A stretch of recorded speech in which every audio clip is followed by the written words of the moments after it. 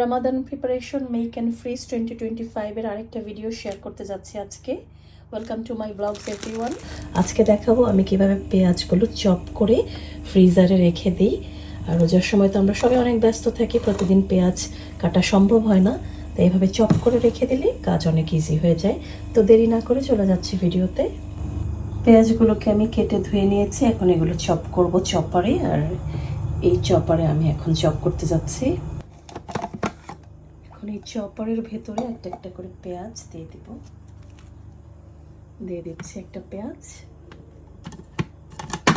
এখন চপারটা আমি অন করে দেব, দেন এখানে প্রেস করলেই আমার পেঁয়াজগুলো চপ হয়ে যাবে।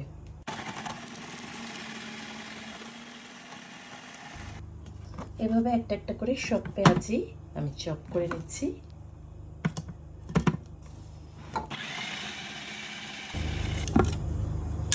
আমার পেঁয়াজগুলো চপ হয়ে গেছে, দেখি কি অবস্থা।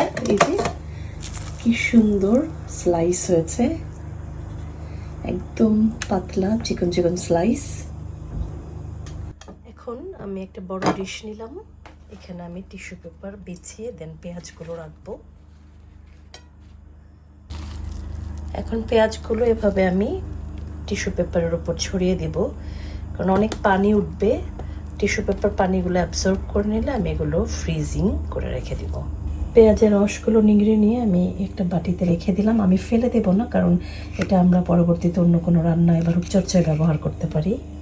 চপড পেঁয়াজগুলোকে এখন আমি ফ্রিজারে 1-2 ঘন্টার জন্য রেখে দেব। এগুলো একটু জমে গেলে আমি বের করে জিপলক ব্যাগে ভরে নেব।